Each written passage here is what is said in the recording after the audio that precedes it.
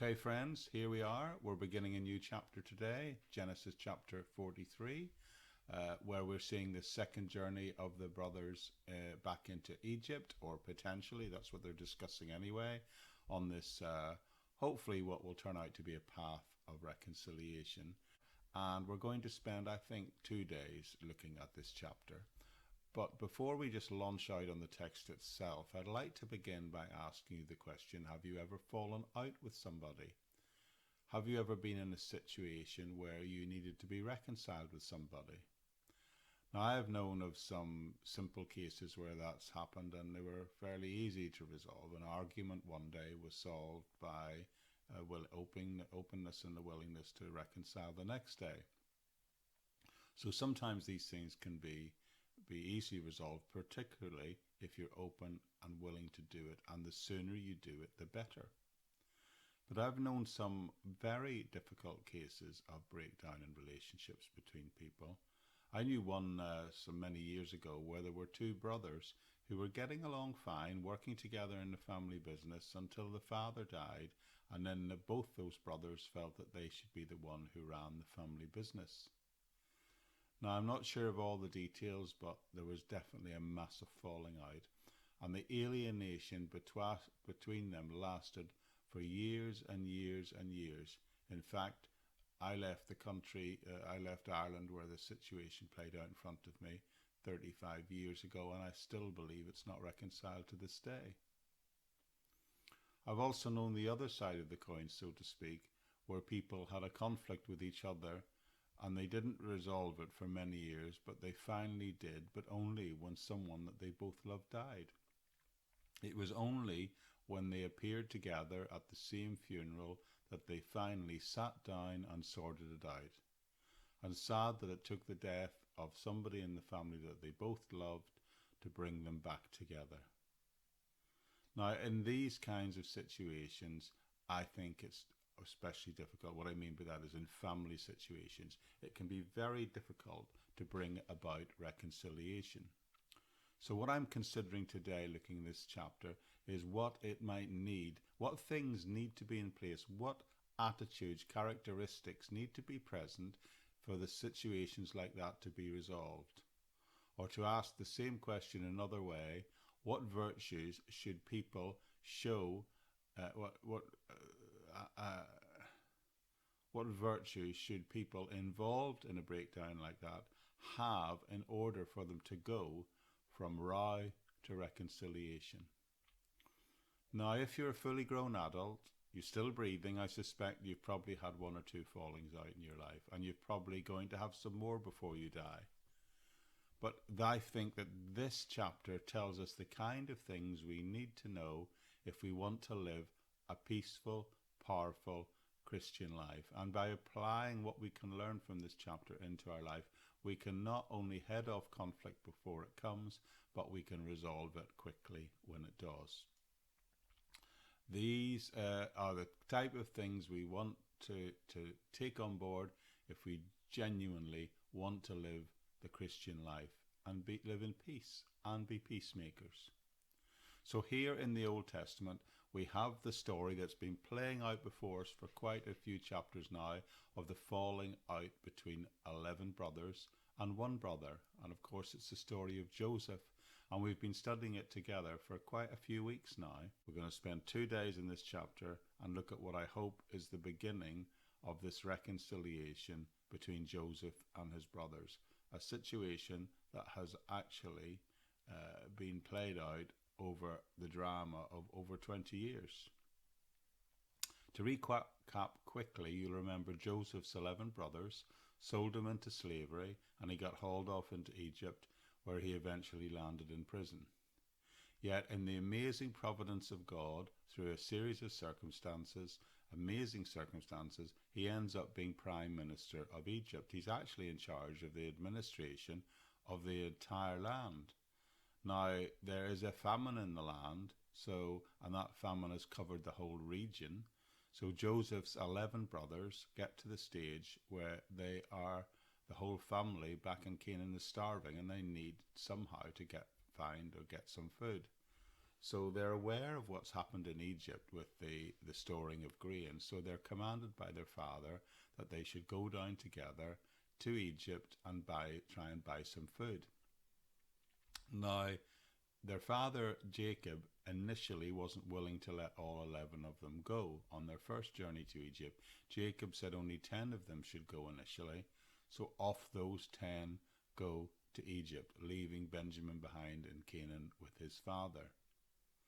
Now, this is quite amazing. It's 20 years since these same guys had sold their brothers into slavery, despite the protestations of Benjamin.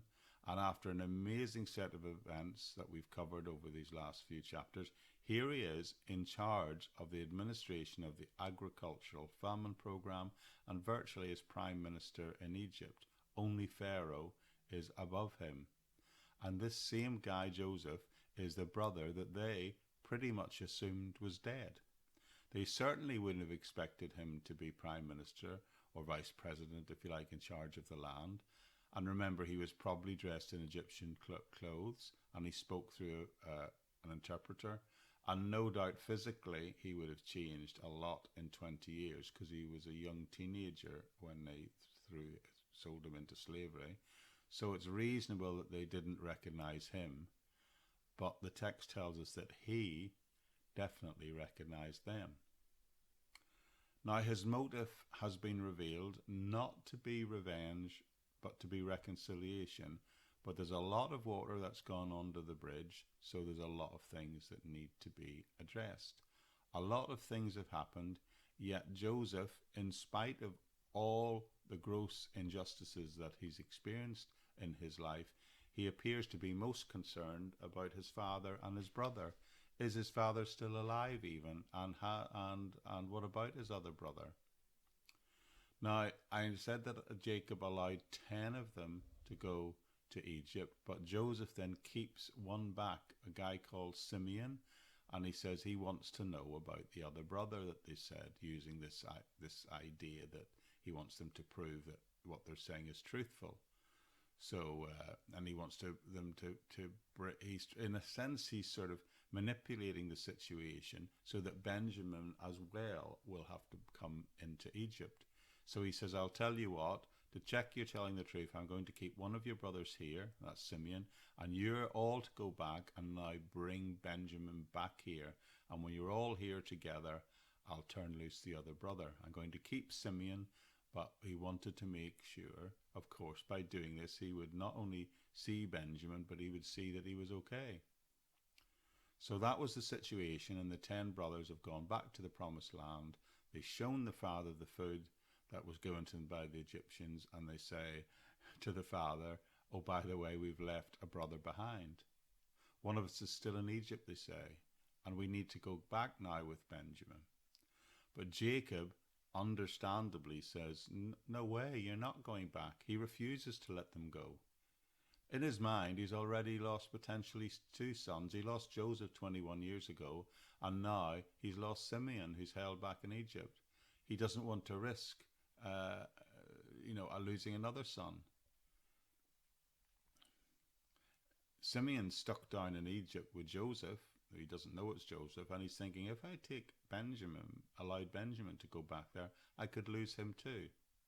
So initially, he doesn't allow them to go. And then, of course, if that was to stay the case, then there could be no reconciliation.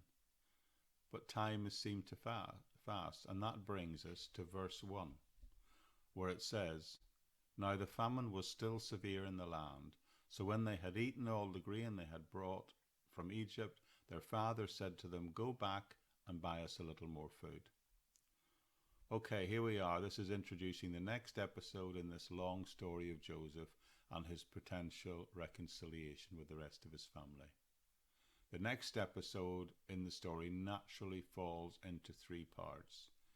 In the first 15 verses of this chapter, the brothers are going to have a conversation with their father. Then the next part, beginning in verse 16, going through to verse 25, there's another conversation, and that is between the brothers and the steward in Joseph's house. And then the final close of the chapter will be the conversation that they have themselves directly with Joseph. So there are 3 different conversations recorded for us, one after another, in the progression of this chapter. And these conversations reveal things about these 10 brothers that are really critical in showing whether or not they're really ready to be reconciled after a period of alienation. So the story opens up with the fact that there is still famine in the land, and it's been going on for years. Only verse 1 says this, uses this phrase and says the famine is now severe. Now the Hebrew word translated severe, Bible language experts say, some say it would be better translated as very oppressive. That didn't mean they not only didn't have the means to grow food anymore, but that on top of that, there was not enough rain to produce crops at all. And what food they had brought back from Egypt, it appeared, obviously it wouldn't have lasted forever, so they've run out of food again. And this forces Jacob to face the situation. So he says to his sons, go back to Egypt and buy more food. But can you see the problem here? Remember what Joseph had said. You can't come back unless you bring me Benjamin back. And Jacob is saying there's no way Benjamin's going to Egypt. And that's the problem. And that's the conversation that's recorded here, and about how they're going to deal with it, deal with this impasse. And it's the first of these 3 discussions recorded in this chapter. So let's continue. Verse 3, but Judah said to them, the man warned us solemnly, you will not see my face again until your brother is with you. So Judah steps up, so to speak. He becomes the spokesman for the brothers, and he says, Father, I must remind you that the man in charge who is holding Simeon down in Egypt, he said to us, don't you dare come back unless you bring your brother Benjamin with you. We can't possibly go back to Egypt without Benjamin, he says. The text continues, if you will send our brother along with us, we will go down and buy food for you. But if you will not send him, we will not go down, because the man said to us, you will not see my face again unless your brother is with you. So Judah is trying to press the point that they can't go back. He'll kill us if they go back without Benjamin. And that's the point here. Verse 6. Israel asked, why did you bring this trouble on me by telling the man you had another brother? Now I notice it says Israel asked. Do you remember who Israel? Remember Jacob had his name changed to Israel. I'm sure you remember that. It happened about 10 chapters back. Now I've since then, probably confusing for some, as I've referred to him as both Jacob and Israel several times since. But it's worth noting he hasn't actually been called Israel in the text since way back in chapter 37. So by calling and using the name Israel, Bible experts say that the fact that they are using that name of Israel within the family context seems to indicate that the family have reached a point where they're using the name God has given him. So maybe he and they are beginning to trust the Lord a bit more in the situations and the circumstances they face.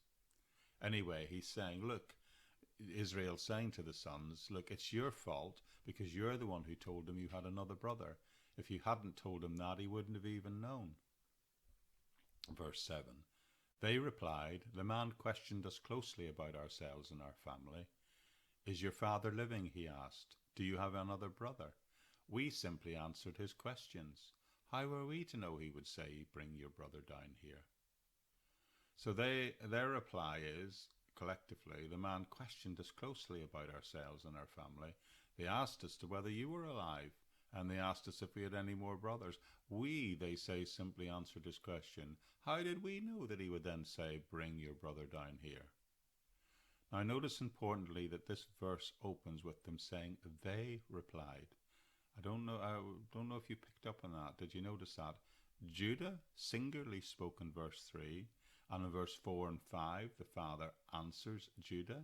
But then in verse 6, the conversation between them continues. But here in verse 7, all the brothers chime in. So this is no longer just Judah speaking, it's all the brothers, except of course for Joseph and Simeon, who are down in Egypt. And these remaining brothers are saying, Father, look, the man asked us pointedly about ourselves and our family, saying things like, is your dad still alive? Do you have any other brothers? Testing to see if everything we said was true. And we decided it was best, and we told him the truth. How could we have possibly known the consequences of that?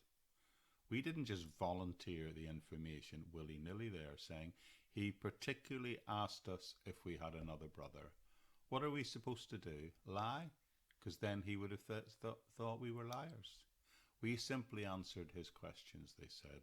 And furthermore, we had no inkling that he was going to hold on to Simeon and keep him and use him in order for us to bring down Benjamin to prove our account was true. So it wasn't our fault, they're saying. The simple reality is he asked us a question and all we did was answer. Okay, text continues.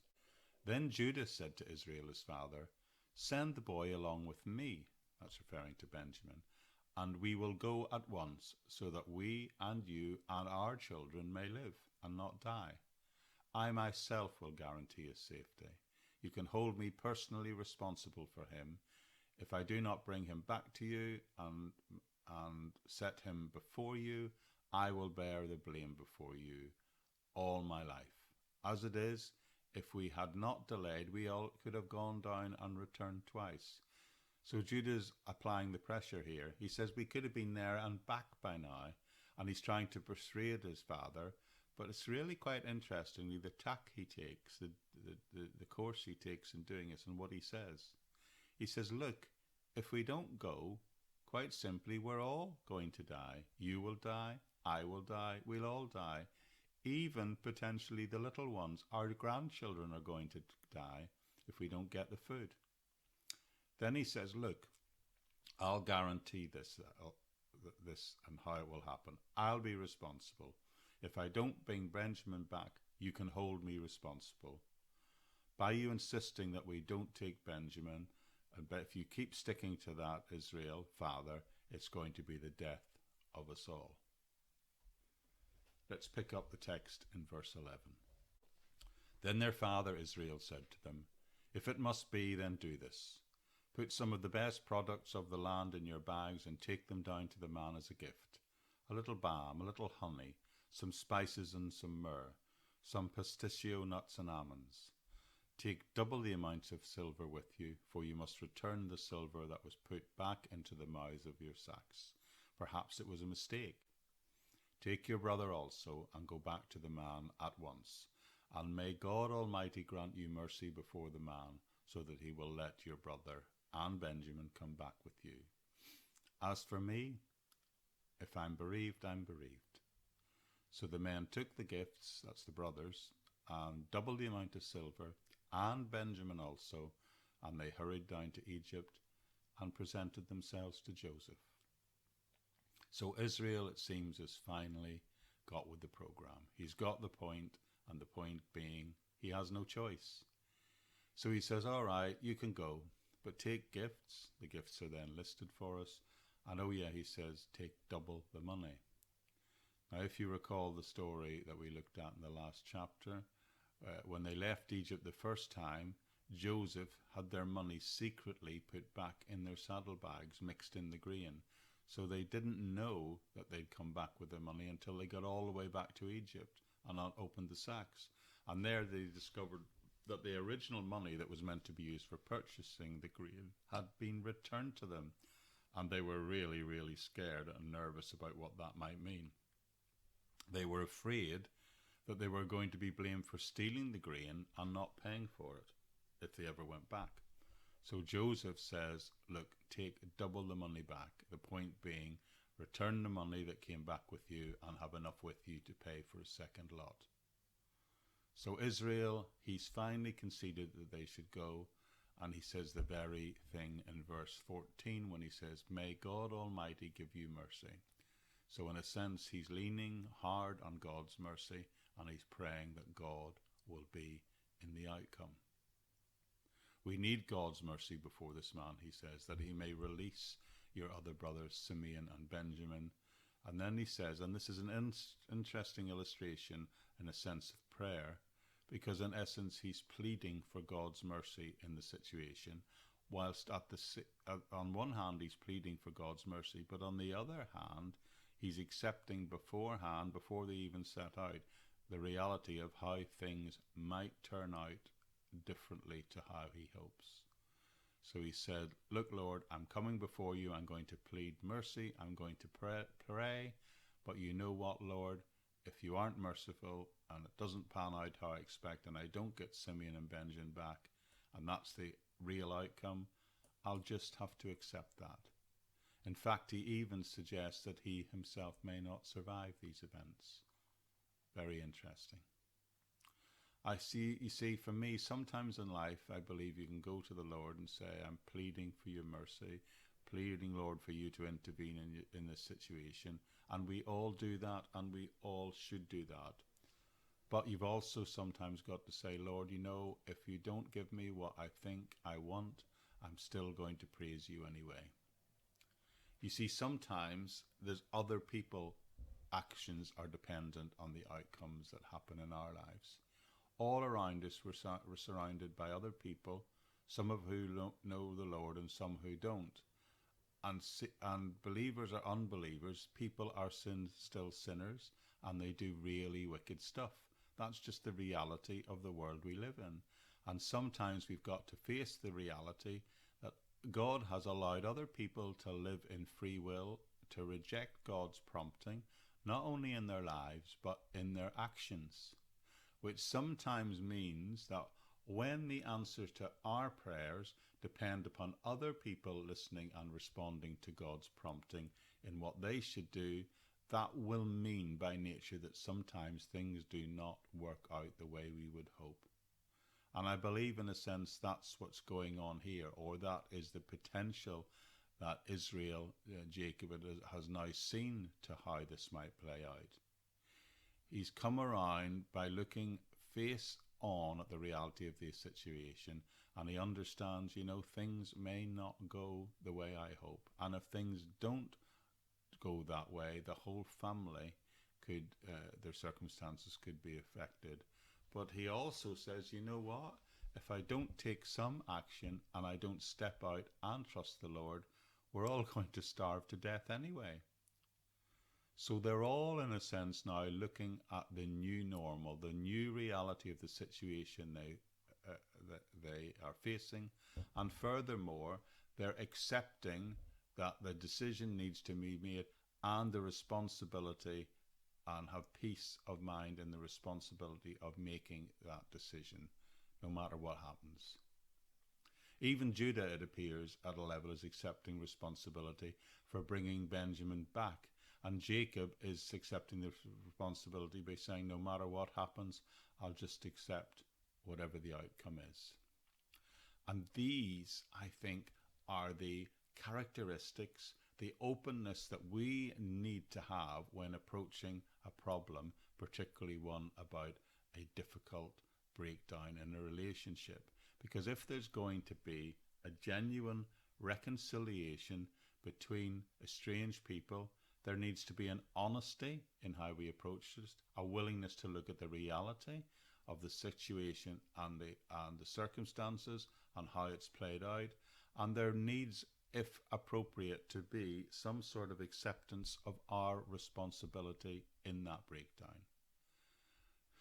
They are looking at the truth of the situation and they're looking at it square in the face. And sometimes we need to do the same things.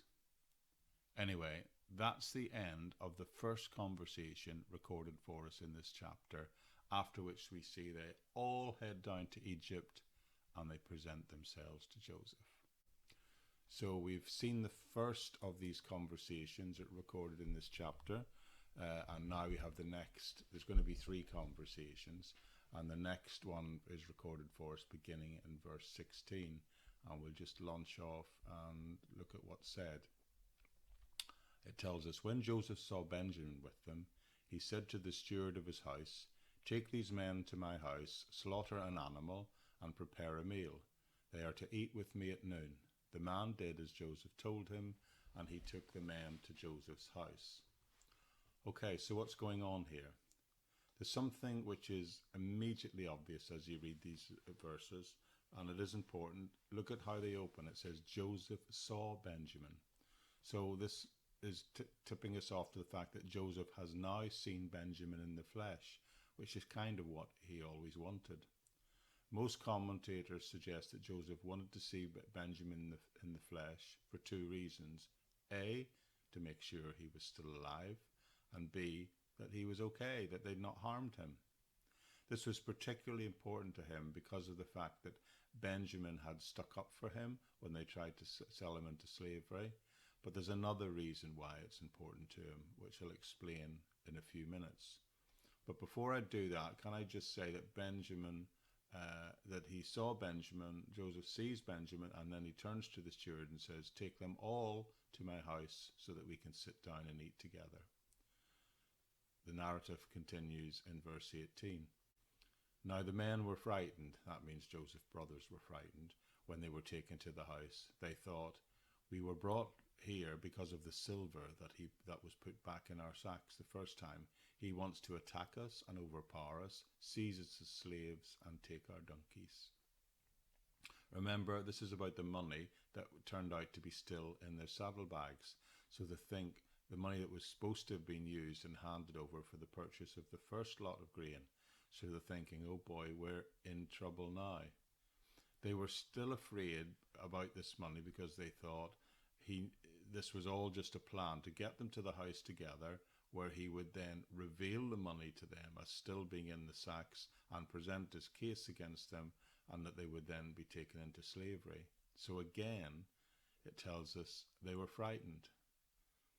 Picking up in verse 19. So they went up to Joseph's steward and spoke to him at the entrance to the house. We beg your pardon, our lord, they said. We came down here for the first time to buy food. But at the place where we stopped for the night, this is on the return journey, we opened our sacks and each of us found his silver, the exact weight, in the mouth of the sack. So we brought it back with us. We have also brought additional silver with us to buy food. We don't know who put the silver in our sacks. So what they're doing here is they're bringing complete clarity to the situation as they see it, and they're assuming responsibility in the sense that they feel it is their responsibility to try and deal with the situation and deal with it up front. They're confessing to the facts, but at the same time saying, look, we didn't take this money deliberately. We don't know how it ended up back in our sacks, but somehow it ended up with us again. So we brought it back to you. And by doing this up front, they're trying to deal with it and prevent, of course, any conflict and any possible, even a trial and an imprisonment. This is the steward speaking in reply. It's all right, he said. Don't be afraid. Your God, the God of your father, has given you the treasure in your sacks. I received your silver. Then he brought Simeon out to them. The steward took the men into Joseph's house and gave them water to wash their feet, and provided fodder for their donkeys. They prepared their gifts for Joseph's arrival at noon, because they had heard that was where they were going to eat. So the steward says to them, don't be afraid. I know all about this. You're okay. We got our money. Maybe God replaced yours. Then he brings Simeon out to them, which was the promise of the original arrangement. So the man brings the brothers, and they bring them into Joseph's house, and they give them water, and it tells us that they wash their feet, and they also give the donkeys fodder, food. Then he made ready for Joseph's arrival, who he knew was arriving at noon. So the steward knew about the plan for them all coming together to eat at noon. So what is going on here, particularly with the telling us about the washing of the feet, is that they're being treated like honoured guests. This is indicated by the fact they wash their feet. In fact, that was a sign of great honour and dignity. Furthermore, it says they're going to eat with Joseph at noon. So this wasn't going to be a lunch like we have today. You see, for Egyptians, the noonday meal was the main meal of the day. It was literally a banquet.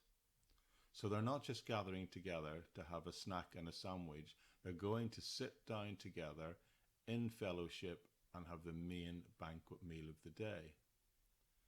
Now that takes us through the second part of this story and the second conversation, where they've had this encounter and this conversation with the steward.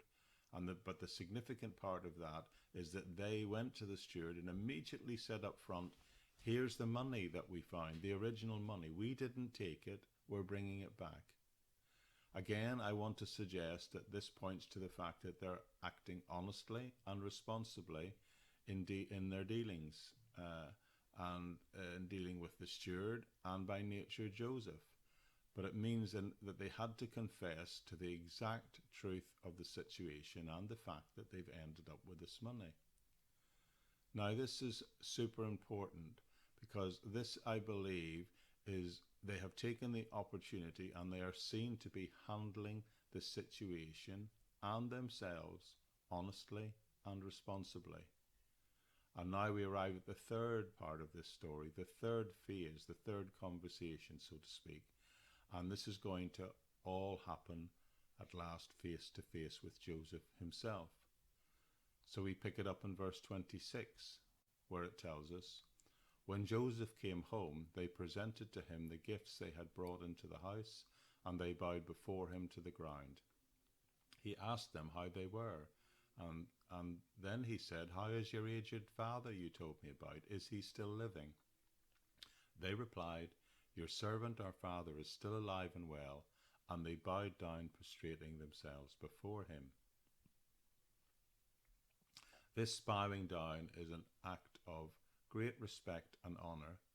The idea of bowing down then, as it still is today, is seen as an act of subservient to another person, but it also is usually, or should only be done, as a way of demonstrating honour and respect and accepting those positions.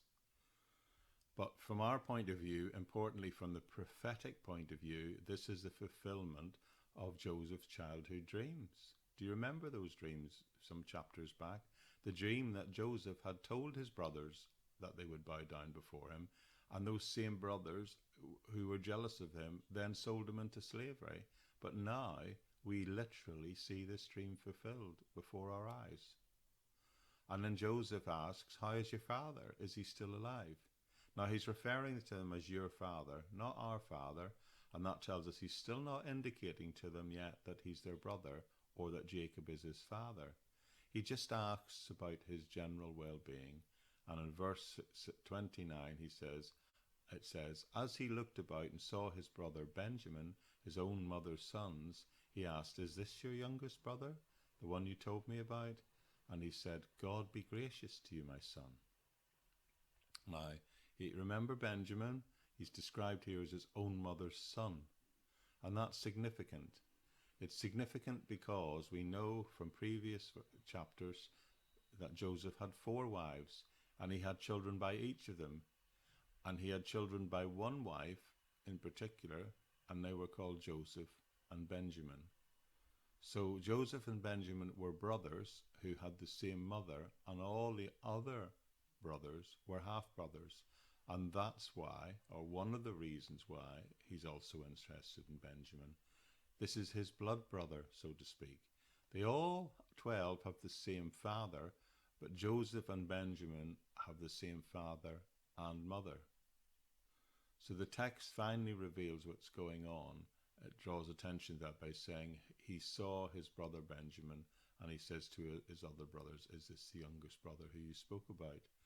And they say, yes, and he says, God be gracious to you, my son.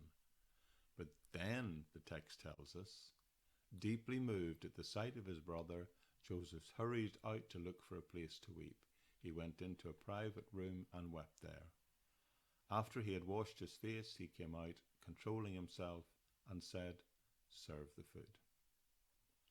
Now, I pointed out in the last chapter that Joseph had grown into a man, but he'd kept a tender heart. And seeing his brother, the brother that he hadn't seen for more than 20 years, at this point actually causes him to break down and cry. In fact, he has to go off into a side room to try and hide his true emotions and gather himself before returning to his brothers. He weeps, he gathers himself, he washes himself to sort of restore his decorum, if you like, restrain himself, and then he comes out again and he says to them, "Let's eat." And the text tells us, they served him by himself, the brothers by themselves, and by the Egyptians who ate with him by themselves, because Egyptians would not eat with Hebrews, for this is detestable to Egyptians. Now, it's a little complicated. All it's saying is that they separated from each other. The Egyptians ate over here, Joseph ate over there, and the Hebrews over somewhere else by themselves. And it says that they did that because Egyptians and Hebrews did not eat together. In fact, it says the Egyptians would have found that detestable. Now, we can't be absolutely sure why this is true, except that one commentary I read says the fact that it told us they served the foreigners some kind of animal meat, alongside the fact that Egyptians at that time did not eat meat, it means that that could have been part of this and what's been got at here. Another part of this was that there would have been certain rituals before eating that the Canaanites wouldn't have participated in. So that also may be a factor. But at any rate, it clearly tells us they ate separately from one another. Anyway, the plot thickens. The men who had been seated before him, so he's talking about the brothers seated before him in the order of their ages, from the firstborn to the youngest, and they look at each other in astonishment. So what Joseph is doing here is in arranging them in order of birth, and they're immediately looking around and saying, how has he known that? How has he done that? They're looking at the way they've been positioned and think, hold on, what's going on here? You know, the mathematical possibilities of arranging 11 brothers or 11 people in order of the birth is astronomical, the fact that you doing that by chance. In fact, I read some ingenious commentator figured it out that the odds were about 40 million to 1, and that if they just randomly laid people out and they'd appeared in that order. Now, I don't know how he calculated it. I tried to calculate it and it seemed to come out to an even larger figure than me. But I think the point being made here is that something extraordinary is going on here. This is the first clue that something beyond the normal is happening, and the brothers are looking at themselves and thinking, oh wow, what's going on here? Maybe this is the beginning of them beginning to feel, instead of fear, they're beginning to feel astonishment. When the portions are served to them from Joseph's table, Benjamin's portion was 5 times as much as anybody else. So they feasted and drank freely with him. So what's going on? To give someone twice as much food, which was a thing at that time, it was called a double portion, was to honor that particular person. But Joseph orders it, makes clear that Benjamin is then served with 5 times as much. So there's really being some sort of signal sending here. The brothers are all probably looking at each other and thinking, wow, he's really honoring Benjamin. What is going on here? Why is he doing that? Now, I think part of way, and some commentators suggest this, and I think correctly, that he's doing this to test his brothers. If you think back, what was the original problem between the brothers and him? Do you remember? It was sibling rivalry. Their original problem with Joseph was jealousy, envy, right? So maybe he's going to test them to see if they're still jealous, if there's any jealousy this time between them and Benjamin. Let's really exalt Benjamin before them and see how they handle this situation. But the last verse tells us that they feasted and they drank happily. And it seems to me that they have proved that they are trustworthy. They have proved that they no longer are jealous, that they are reliable, and also they've already proved they've told the truth. And by their actions, they've proven that they've gotten over their jealousy problem. Okay, let's try and sum this up on what's going on in this chapter. We've got to the end, haven't we? And we haven't seen a reconciliation yet. That's coming in due course. It's going to be a long journey to reconciliation. It often is a long journey to reconciliation, and this is part of this family's journey. However, I do think we can pause at this point and say there are several things that we too can learn if we also want to walk the path of reconciliation. Firstly, it tells me that we need to be honest. We need to look at the facts. We don't need to duck them. We need to assume any personal responsibility. Where appropriate, we need to take responsibility for our actions in the past if we have been in the wrong, and demonstrate that we've learned from our mistakes and that they're no longer part of our lives and will no longer be part of that relationship ongoing in the future. And that is, I believe, what Joseph's brothers have done or have been enabled to do. They've demonstrated that they've learned from their mistakes, and they've demonstrated that they're a reliable, unified family. They're clearly showing they're not going to fall into the trap of being jealous of their brother again. But putting it this way, you could also say, what was their other alternative? Their other alternative, as we face the same choices, we can not look at the situation realistically. What good will that do? What good would it have done them, or would it do us today? It's amazing to me how many people choose to continue to live in denial, to live in a false world, rather than deal with a situation. It happens all the times. We've got to look at the reality and be sensitive to people and try and see things from their point of view. These brothers could have started blame shifting all over the place instead of dealing with the reality of the situation. They could have just been belligerent and said, this, either not disclosed the money or said, we didn't take it back, it's not our fault. But if you're going to be reconciled, you've got to look at a situation realistically and assume personal responsibility to step up and try and sort it out, which is exactly what they've been seen to do in this chapter. And the other important thing is that you should make sure that you should remain calm, don't get angry, bitter, show envy or jealousy, or hold on to things from the past. Because if you try and hold on to those things of the past, that is the door by which you let jealousy and envy back in again. The best thing to do, the best thing you can say is, you know what? I can see what's happened in the past. I've learned from my mistakes.